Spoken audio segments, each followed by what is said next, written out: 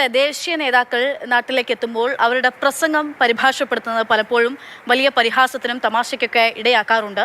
പ്രധാനമന്ത്രിയുടെ പ്രസംഗം തർജ്ജമ ചെയ്തതും ചിലയിടത്തൊക്കെ പരിഭാഷകന് പാളിപ്പോയി. ഇന്ത്യ അലയൻസ് എന്ന പരാമർശം എയർലൈൻസ് എന്നാണ് ഈ തർജ്ജമ ചെയ്ത ആൾ കേട്ടത്. അതുപോലെ പറയുകയും ചെയ്തു. പിഴവ് മനസ്സിലാക്കിയ പ്രധാനമന്ത്രി സന്ദേശം എത്തേണ്ടിടത്ത് എത്തിയിട്ടുണ്ടെന്ന് പ്രതികരിച്ചു. പ്രസംഗം കേൾക്കാൻ സാധിച്ചില്ലെന്ന് പരിഭാഷകൻ പള്ളിപ്പുറം ജയകുമാർ വ്യക്തമാക്കി. आप तो इंडिया अलायंस के बहुत बड़े मजबूत पिलर है। यहाँ शशि थरूर भी बैठे हैं और आज का ये इवेंट कई लोगों की नींद हराम कर देगा. നമ്മുടെ എയർലൈൻസുമായിട്ടുള്ള ബന്ധപ്പെട്ട പ്രശ്നങ്ങൾ അതുമായി ബന്ധപ്പെട്ട കാര്യങ്ങളിലും ആവശ്യമായ ശ്രദ്ധ നൽകണം. He could not. well message चला गया जहाँ जा रहा था. നരേന്ദ്രമോദിജിയുടെ പ്രസംഗങ്ങൾ ട്രാൻസ്ലേറ്റ് ചെയ്യാൻ ഞാൻ എത്രയോ വർഷങ്ങളുണ്ട് ചെയ്തു വരുന്നതാണ്. ഈ ഇന്ന് നടന്ന സംഭവത്തിൽ ഇന്ന് നടന്ന പരിഭാഷയിൽ ഇടയിൽ ചെറുതായിട്ട് അങ്ങേക്ക് കേൾക്കാൻ പറ്റിയില്ല എന്നാണ് അറിയുന്നത്. എന്താണ് അത് പറ്റിയത് അവിടെ? അതാണ് അതിൻ്റെ യാഥാർത്ഥ്യം. അദ്ദേഹത്തിൻ്റെ ഒരു പ്രസംഗത്തിൻ്റെ സ്ക്രിപ്റ്റ് തന്നിരുന്നു. അതിൽ പല ഭാഗങ്ങളിലും അദ്ദേഹം കൂട്ടിച്ചേർത്ത് പറഞ്ഞു. അപ്പോൾ അവിടെ ഒരു നന്നായിട്ട് കേൾക്കാൻ പറ്റാത്ത തരത്തിലൊരു ഓഡിയോ പ്രശ്നം ഈ പോഡിയത്തിൻ്റെ അടുത്തുണ്ടായിരുന്നു. പ്രധാനമന്ത്രി വരുന്നതിന് മുമ്പ് തന്നെ അവിടെ ഇരിക്കുന്ന മറ്റ് മന്ത്രിമാർ മൈക്കുകാരനെ വിളിച്ചിട്ട് ഇങ്ങനൊരു പ്രശ്നം ഉണ്ടെന്ന് പറഞ്ഞിരുന്നു. പക്ഷേ എങ്കിലും എനിക്കത് നന്നായിട്ട് ഫീൽ ചെയ്തു. എങ്കിലും അദ്ദേഹം പല സ്ഥലത്തും അദ്ദേഹം തന്ന സ്ക്രിപ്റ്റിൽ നിന്ന് വ്യത്യസ്തമായിട്ട് പറഞ്ഞു. അതെല്ലാം വളരെ ശ്രദ്ധയോടെ ഞാൻ ട്രാൻസ്ലേറ്റ് ചെയ്ത് അവതരിപ്പിച്ചു. എങ്കിലും ഈ ഒരു സ്ഥലത്ത് അദ്ദേഹം പറഞ്ഞത് എനിക്ക് നന്നായി ഒട്ടും കേൾക്കാൻ കഴിയാത്ത ഒരു പ്രശ്നം, ഒരു ഹൗളിംഗ് ഫീൽ ചെയ്തു. അപ്പോൾ എൻ്റെ കയ്യിലിരിക്കുന്ന സ്ക്രിപ്റ്റാണ് അദ്ദേഹം ഫോളോ ചെയ്യുന്നതെന്ന് വിചാരിച്ച് ഞാൻ എയർലൈൻ എന്ന് പറയുന്ന അവിടെ ഒരു വരി പറഞ്ഞു. അപ്പോൾ എനിക്ക് പെട്ടെന്ന് അദ്ദേഹം ചിരിച്ചു, എന്നെ നോക്കി. അപ്പോൾ അദ്ദേഹത്തിന് അത് മനസ്സിലായി.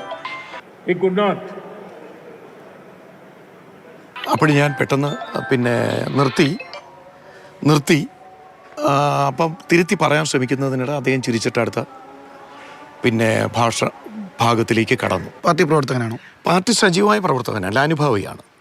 തൻ്റെ ഈ പരിഭാഷയ്ക്കിടയിൽ ഉണ്ടായ ഒരു പിഴവ്, ആ പിഴവ് ഉണ്ടാകാനുള്ള കാരണം എന്താണ് എന്നുള്ളൊരു കാരണമാണ് ഇപ്പോൾ പള്ളിപ്പുറം ജയകുമാർ വ്യക്തമാക്കിയിരിക്കുന്നത്. അനുപമാർന്നൊപ്പം ജിബിൻ JB, മാതൃഭൂമി ന്യൂസ്, തിരുവനന്തപുരം. വിഴിഞ്ഞം തുറമുഖം കമ്മീഷനിംഗ് ദിവസവും ക്രെഡിറ്റിനെ ചൊല്ലിയുള്ള തർക്കം അവസാനിച്ചിരുന്നില്ല. ഉദ്ഘാടന ചടങ്ങിൽ പങ്കെടുക്കാനെത്തിയ BJP LDF പ്രവർത്തകർ ചേരി തിരിഞ്ഞ് മുദ്രാവാക്യം വിളിക്കുന്നതും നമ്മൾ ഇന്ന് കണ്ടു.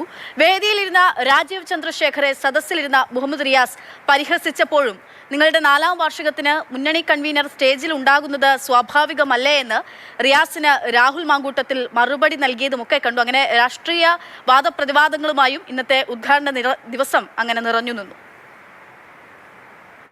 വിഴിഞ്ഞം തുറമുഖം സ്വന്തം നേട്ടമാക്കാൻ സദസ്സിൽ LDFും BJPയും മത്സര മുദ്രാവാക്യ വിളികളായിരുന്നു. മോദിക്ക് ജയ്വിളി, പിണറായിക്ക് അഭിവാദ്യം.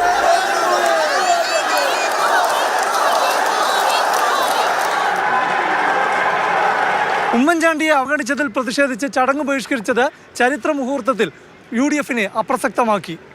ചടങ്ങിലുടനീളം കേട്ടത് മോദിക്കുള്ള ജയ്വിളിയും പിണറായി വിജയനുള്ള അഭിവാദ്യം അർപ്പിക്കലും. ഉമ്മൻചാണ്ടിക്ക് വേണ്ടി ശബ്ദമുയർത്താൻ ആൾക്കൂട്ടമുണ്ടായില്ല. EK നയനാരിൽ തുടങ്ങി പിണറായി വിജയനിൽ വന്നു നിൽക്കുന്നു വിഴിഞ്ഞം തുറമുഖത്തിന് LDF നൽകുന്ന ക്രെഡിറ്റ്. നായനാരുടെ കാലത്താണ് ഇത് യഥാർത്ഥത്തിൽ ആരംഭിക്കുന്നത്. ചൈന ബന്ധമുള്ള കമ്പനിയുമായിട്ടൊക്കെ ബന്ധപ്പെട്ട് മുന്നോട്ടേക്ക് പോയതാണ്. അപ്പോഴാണ് കേന്ദ്ര ഗവൺമെന്റ് അനുവദിക്കാതിരുന്നത്. നന്ദി മോദി എന്ന BJP ഫ്ലെക്സിനെ P രാജീവ് പരിഹസിച്ചു. അവര് അവകാശവാദം വയ്ക്ക് നമുക്ക് തരേണ്ട പൈസ തന്നാൽ കുറച്ചെങ്കിലും ഞങ്ങൾ ഇത് കൊടുത്തിരിക്കുന്നു ഉദ്ഘാടനത്തിന് മുമ്പ് എന്ന് പറയാൻ കഴിയുമായിരുന്നു. അതായിരിക്കും കുറെ കൂടി നല്ലത്. വിഴിഞ്ഞം പദ്ധതിയുടെ എല്ലാ ക്രെഡിറ്റും ഉമ്മൻചാണ്ടിക്കാണെന്ന് കോൺഗ്രസ് നേതാക്കൾ ആവർത്തിച്ചു.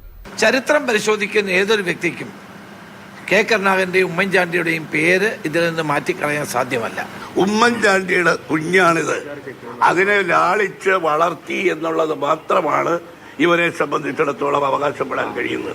പ്രധാനമന്ത്രിക്ക് പറ്റിയ കൂട്ടാണ് മുഖ്യമന്ത്രി എന്ന് K മുരളീധരന്റെ പരിഹാസം. ഈനാമ്പേച്ചിക്ക് കൂട്ട് മരപ്പെട്ടി എന്ന് പറഞ്ഞ പോലെ പ്രധാനമന്ത്രിക്ക് പറ്റിയ മുഖ്യമന്ത്രി. എനിക്ക് തോന്നുന്നു ഇത്രയും കോമ്പിനേഷൻ BJPക്ക് പോലും ഒരു സ്റ്റേറ്റിലും കിട്ടില്ല. ഉമ്മൻചാണ്ടിയുടെ പങ്ക് നിഷേധിക്കേണ്ടതില്ലെന്ന് V മുരളീധരൻ. അന്നത്തെ മുഖ്യമന്ത്രി എന്നുള്ള നിലയിൽ ഉമ്മൻചാണ്ടി ഈ പദ്ധതി യാഥാർത്ഥ്യമാക്കാൻ വേണ്ടിയിട്ട് പരിശ്രമിച്ച ഒരാൾ തന്നെയാണ്. അത് നമ്മൾ നിഷേധിക്കുന്നതിൽ കാര്യമില്ല.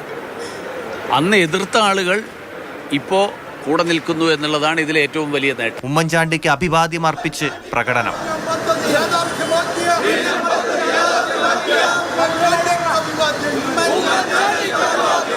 സർക്കാർ ക്ഷണിച്ചതുമായി ബന്ധപ്പെട്ട വിവാദത്തെ തുടർന്ന് പരിപാടിയിൽ പങ്കെടുക്കാത്ത പ്രതിപക്ഷ നേതാവ് വി.ഡി. സതീശൻ നിയമസഭയിൽ ഉമ്മൻചാണ്ടി നടത്തിയ പ്രസംഗം ഫേസ്ബുക്കിൽ പങ്കുവച്ചു. ഒരു കാര്യം വ്യക്തമാണ്, സംസ്ഥാനത്തിന്റെ താൽപര്യങ്ങൾ സംരക്ഷിച്ചുകൊണ്ട് ഈ വിഴിഞ്ഞം തുറമുഖ പദ്ധതി നടപ്പിലാക്കിയിരിക്കും, യാതൊരു സംശയവും വേണ്ട. സമൂഹമാധ്യമങ്ങളിലും പോരു തുടർന്നു. വേദിയിലിരുന്ന രാജീവ് ചന്ദ്രശേഖരെ സദസ്സിലിരുന്ന് മുഹമ്മദ് റിയാസ് പരിഹസിച്ച് പോസ്റ്റിട്ടു. പിന്നാലെ രാഹുൽ മാങ്കൂട്ടത്തിലിന്റെ മറുപടി: നിങ്ങളുടെ 4ാം വാർഷികത്തിന് മുന്നണി കൺവീനർ സ്റ്റേജിലുണ്ടാകുന്നത് സ്വാഭാവികമല്ലേ എന്ന് ചോദ്യം. മാതൃഭൂമി ന്യൂസ്, തിരുവനന്തപുരം.